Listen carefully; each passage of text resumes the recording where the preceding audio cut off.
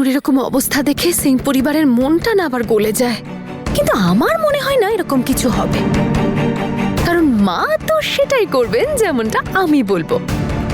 আমি ওনাকে অমৃতের বাচ্চা পাওয়ার লোভটা দেখিয়ে রেখেছি যে, আর সেটাই তো আমাকে বীরের জীবনে আবার ফিরিয়ে নিয়ে যাবে। তোমরা এটা ভাবতেও কি করে পারলে যে তনু থাকাকালীন আমি অন্য কাউকে বিয়ে করার কথা ভাববো? তুই এসব কি বলছিস বীর? এই বিয়েটা তুই অন্য কারোর জন্য না, অমৃতের সন্তানের জন্য করছিলি। তুই তো জানিস বল, তুই যদি বিয়েতে হ্যাঁ না করতিস তাহলে এতক্ষণে জ্যাসমিন সন্তানকে আর রাখতো না। কিন্তু তোর এই সিদ্ধান্তে জ্যাসমিন এখন কি করবে কে জানে। তুই নিজের দায়িত্ব থেকে পিছিয়ে যাস না। মা, তনুও আমার দায়িত্বের মধ্যে পড়ে, আর ওর অবস্থা তোমরা দেখেছো তো। কিন্তু তুই যখন এই বিয়েতে হ্যাঁ বলেছিলি তখন তো তনু উপস্থিত ছিল। সেটা তোমাদের জন্য ছিল, আমার জন্য নয়। আমার জন্য ও তানিয়াই ছিল, আর সেই কারণেই ও আমাকে বিয়ে করতে মানা করেছিল। আর এই কথাটা আমি জানতাম যে ঠিক কোনো না কোনো দিন তোমাদের সত্যিটা বলতে হবে, সেই জন্য আমিও চুপচাপ মেনেছিলাম। আর যখন আমি জ্যাসমিনকে বিয়ে করতে রাজি হয়েছিলাম তখন আমি জানতামই না যে তনু এখনো বেঁচে রয়েছে। কিন্তু মা, আজ আমি জানি আমার তনু বেঁচে রয়েছে, আমার কাছে আছে। এটা ঠিক যে ও আজ নিজেকে ভুলে গেছে, কিন্তু আমাকে আজও ও ঠিক মনে রেখেছে। এই মুহূর্তে দাঁড়িয়ে আমি কি করে তাহলে ওকে ভুলে যাব? আর মা, কিছুক্ষণ, জাস্ট অল্প কিছুক্ষণের জন্য সবকিছু ভুলে গিয়ে এতটুকু অনুভব করো প্লিজ, যে তোমার বীরের তনু এখনো বেঁচে রয়েছে। সেই তনু যে তোমাদের নয়নের মণি ছিল, সেই তনু যাকে তুমি তোমার বীরের জীবনে দেখতে চেয়েছিলে, কারণ তোমরা সবাই জানতে যে আমি তনুকে কতটা ভালোবাসি। বাবা, সেদিন তুমি আমাকে জিজ্ঞাসা করেছিলে না যে আমি জ্যাসমিনকে বিয়ে কেন করছি, আর আমি তোমাকে বলেছিলাম যে আমি জ্যাসমিনকে বিয়ে করছি ঠিকই, কিন্তু তনু সব সময় আমার মনে থাকবে। আমি কোনোদিনও ভুলতে পারবো না ওকে। তাহলে তুমিই বলো, যখন আজকে আমি জানি যে তনু আমার কাছে রয়েছে, তনু বেঁচে রয়েছে, আমি কি করে ওকে ভুলে ওর স্মৃতিটুকু নিয়ে বাঁচার চেষ্টা করব? আমি পারবো না এটা করতে। মা, এটা আমার দ্বারা হবে না। বীর, আমি তোর কথা বুঝতে পারছি বাবা। আর তুই যে অমৃতের সন্তানের দায়িত্ব নিবি বলেছিলি, সেটা যদি তুই জ্যাসমিনকে বিয়ে না করিস তাহলে ওই সন্তানকেও কিছু করে বসবে।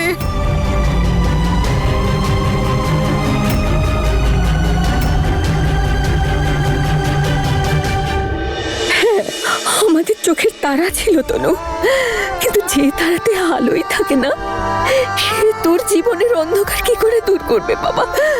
এই তনু সেই তনু নয়, এটা কোনো অন্য তনু। ও অন্য কেউ নয় মা। কিন্তু ও তোর তনুও নয়, কথাটা বুঝেছিস তুই? এখনো একটা অবুঝ শিশু যাকে সামলাতে হয়। সন্তানকে পালন করা যায় কেননা তার কাছে মা থাকে। তুই কি করে সামলাবি ওকে? হতে পারবে ওর মা? হ্যাঁ, হবো।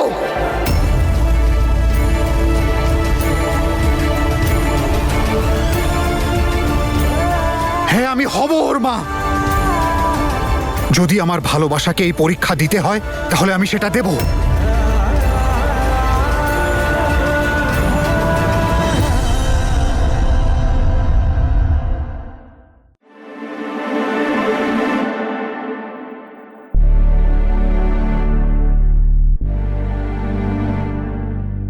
বাবা, বস। আমি তোর কষ্টটা বুঝতে পারছি মা। না বাবা, তুমি বুঝতে পারবে না, না আমার মনের অবস্থা আর না আমার মনের কষ্ট।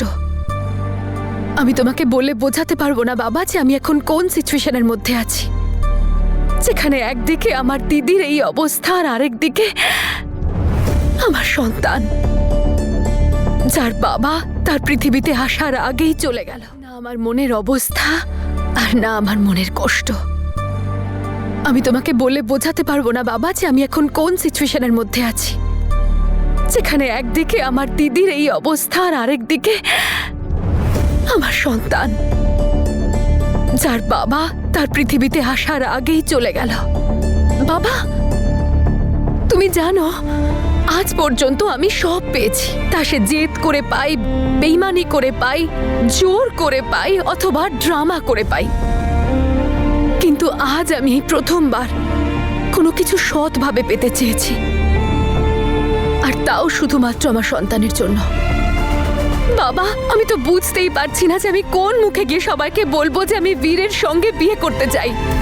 সবাই তো এটাই ভাববে যে এ সেই আগের জ্যাসমিনই আছে, যে কারোর কথা ভাবে না, শুধুমাত্র নিজের কথা ছাড়া, একেবারে স্বার্থপর।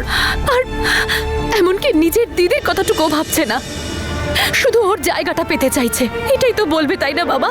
বাবা, আমি তো এটা নিজেই বুঝতে পারছি না যে আমি কি করে বলবো তোমাদের সবাইকে যে তনু ফিরে আসায় সবচেয়ে বেশি খুশি হয়েছে আমি। হ্যাঁ, আমি মানছি যে সেই খুশিটা আমি কাউকে দেখাতে পারছি না, কারণ ওই খুশির থেকে অনেক বেশি চিন্তায় আছি আমি আমার সন্তানকে নিয়ে। এখন তনু সেই তনু নেই যে নিজেকে সামলাতে পারে না। সে তোর বউ হয়ে কি করে তোকে সামলাবে? এই বাড়িকে কি করে সামলাবে বল? বলছিস না কেন? এই কথার উত্তর তো তোর কাছে নেই, তাই না? এখনো ভেবে নেবে। এই মুহূর্তে অমৃতের সন্তানকে ওর বাবার পরিচয় দেওয়াটা জরুরি। আর তাছাড়া তনুকে সামলানোর জন্য আমরা সবাই তো আছি। বিয়ের পরে তুইও সামলাস ওকে, তোকে তো বারণ করছি না। হ্যাঁ মা, তনুর অবস্থা তোমরা প্রত্যেকে দেখেছো, কিন্তু সেই অবস্থার কারণটা দেখেছো? তুমি জানো সেই অবস্থার কারণ? ওর এই অবস্থার জন্য দায়ী আমি, আমার ভুলগুলো। আমি যদি তনুকে না ছাড়তাম তাহলে ওর এসব সহ্যই করতে হতো না। মা, আজ তনুর আমাকে সব থেকে বেশি প্রয়োজন, আর আমি তনুকে কোনোদিনও ছেড়ে থাকতে পারবো না, কোনোদিনও নয়। বীর,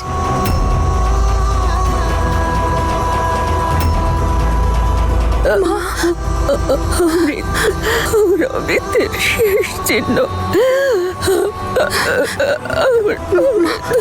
অমৃতের সন্তান।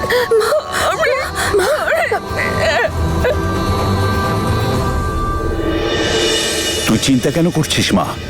আমি তোকে কথা দিয়েছিলাম না আমি তোর সঙ্গে আছি। কিন্তু তনুকে নিয়েও চিন্তা আমার আছে। কিন্তু মা, আমি তোকে কখনো একা ছেড়ে দেব না। আর বীরও তার দায়িত্ব ছেড়ে কখনো পিছিয়ে যাবে না। ও নিশ্চয়ই বুঝতে পারবে যে কোনটা প্রয়োজনীয়। তাই বলছি, তুই একদম চিন্তা করিস না। তুই শুধু নিজের শরীরের কথা ভাব। আমরা সবাই আছি তো তোর সাথে।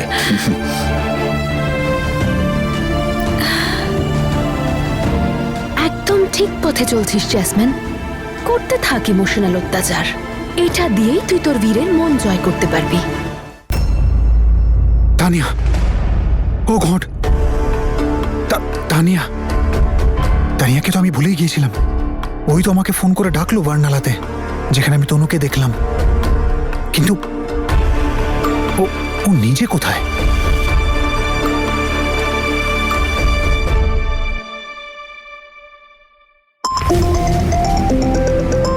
কার ফোন বাজছে? জ্যাসমিনের? কে দিয়ে আসি। জ্যাসমিন, জ্যাসমিন, জ্যাসমিন, তোর ফোন বাজছে।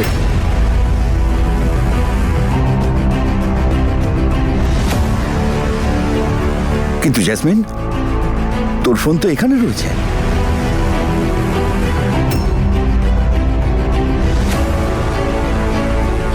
না বাবা, আমার ফোন তো এটাই, কিন্তু আমার বান্ধবী আছে না, ওর ফোনটা আমার ব্যাগে রয়ে গেছে। হয়তো ওই ফোন করছে অন্য কোনো নাম্বার থেকে। ঠিক আছে মা, তুই কথা বলে নি। আমি বলছিলাম আমি আজ তনুর সাথে ঘুমাই। ওর যা অবস্থা।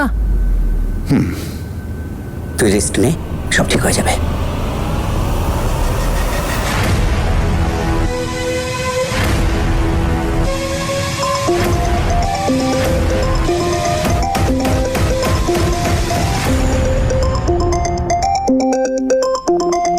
বীর আবার তানিয়াকে কেন কল করছে?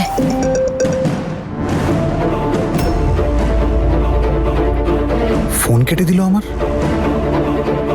বীরের সঙ্গে তানিয়ার কথা আমি আর কোনোদিনও হতে দেব না, কারণ বীর কোনোদিনও আমার সত্যিটা জানতে পারুক, এটা আমি কখনো হতে দেব না।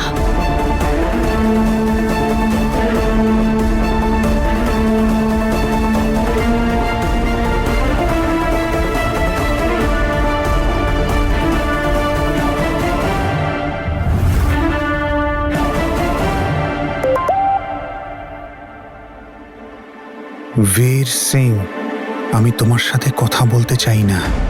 প্লিজ আমাকে আর ফোন করো না, আমার কাজ শেষ হয়ে গেছে। তুমি আর তোমার পরিবার আসল তনুকে পেয়ে গেছো। আমার যত টাকাই বাকি আছে না কেন সেটা জ্যাসমিনকে দিয়ে দিও, আমি ওর থেকে নিয়ে নেবো। বাই। বেশ, একটা মেসেজ করে দিল আর হয়ে গেল। অ্যাকচুয়ালি ঠিকই আছে, কি বা বলতো বাড়ির লোকদের, কিভাবেই বা ফেস করতো। I understand. তানিয়া, তুমি আমার জন্য যা কিছুই করেছো সেই জন্য আমি তোমার কাছে চিরকাল কৃতজ্ঞ থাকব। যদি জীবনে কখনো আমি তোমার কাছে আসতে পারি তাহলে প্লিজ একটা সুযোগ দিও।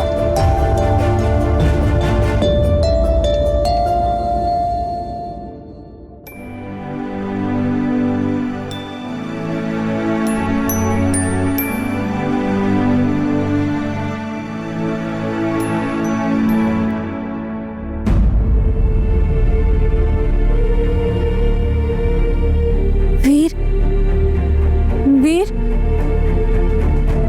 বীর, বীর, বাথরুমেও তো নেই। বীর, বীর, বীর, বীর, বীর, বীর। তনু, তনু উঠে গেছিস মা? বস বস। আমার বীর কোথায়? আমি ওকে কোথাও পাচ্ছি না। ও ও একটু কাজে গেছে, এক্ষুনি আসবে। তুই একটু বস, আমি বীরকে ডাকছি। হ্যাঁ, তুই বস। ও বলেছিল আমায় ছেড়ে যাবে না, তুই তো না। চলে গেল। না না না না না, না, তনু, ডাকো, ডাকো, তনু, আমি ওকে ডাকছি, ডাকো, আমি আমি ডাকছি, ডাকছি। ডাকছি আমি। তনু, আমি ডাকছি। তনু, তনু, তনু, আমার কথা শোন, আমি ডাকছি, ডাকছি। তুই বস। দিদি, দিদি, দিদি, তাড়াতাড়ি বীরকে ফোন করো। দেখ, জেঠিমা ফোন করছে। এক্ষুনি ফোন তাড়াতাড়ি করছি ফোন। আমার কথা শোন, আমার কথা শোন। মারে, খিদে পেয়েছে তোর? তোর মা তোর জন্য কত ভালো রান্না করেছে। বীর এক্ষুনি আসবে, দুজনে একসাথে খাবার খাবি। কি পচা হয়ে আছিস? তাড়াতাড়ি স্নান করে নে, জামা কাপড় বদলে নে, ততক্ষণে বীর চলে আসবে। দুজনে একসাথে বসে খাবি তো। আলুর পরোটা বানিয়েছি তোদের জন্য আমি। ততক্ষণে চলে আসবে ও? হ্যাঁ মা, চলে আসবে। কেন আসবে না? তনুকে ছেড়ে বীর কোথায় যাবে? নে, যা তাড়াতাড়ি স্নান করে নে। যা শোনা মা। কেন মা, সারা রাত ঘুমোনি কেন? আসলে মা, আমি কাল মায়ের ঘরে ঘুমিয়েছিলাম তো, আমার শুধু নিজের ঘরে শুলে ঘুম আসে। আর আমার ঘরে তো এখন তনু ঘুমোচ্ছে, তাই। কিন্তু কোনো ব্যাপার না, ইটস ওকে। ও তো আমার দিদি হয়, তাই না? ঠিক আছে মা, তুমি নিজের খেয়াল রাখো। আমি তোমার মায়ের সঙ্গে কথা বলছি এই ব্যাপারে। হ্যাঁ, আচ্ছা মা। ঠিক আছে মা। কি হলো দিদি? সবার ঘুম উড়িয়ে দেয় যে তার কি রাতে ঠিক করে ঘুম হয়নি? না মানে আমি বলছি যে ও এমন কি বললো যে তুমি এত টেনশন করছো? ও তো সেরকম কিছু বলেনি। আমি তো শুধু বীরের ব্যাপারেই ভেবে যাচ্ছি। ও তো আসলে জেসমিনকে বিয়ের ব্যাপারে না বলেছে, সেটা নিয়েই আমি চিন্তায় আছি। টাইম তো দিয়েছে দাদা বীরকে, ততক্ষণ করুক না বীর ওর সেবা। করতে দাও ওকে সেবা যত্ন, ও তাই করুক। যখন দিন রাত সেবা করতে শুরু করবে না 24 ঘন্টা, ওর স্মৃতি ফিরিয়ে আনতে আনতে ও তো নিজেই বিরক্ত হয়ে পড়বে। তখন দেখবে ছুটতে ছুটতে পালিয়ে এসেছে তোমার ছেলে তোমার কাছে। তখন দিয়ে দিও জেসমিনের সাথে ওর বিয়ে, তাহলে অমৃতের শেষ চিহ্ন আবার তোমার কাছে ফিরে আসবে। ততদিনে তনুও সেখানে ফিরে যাবে যেখান থেকে ও এসেছে।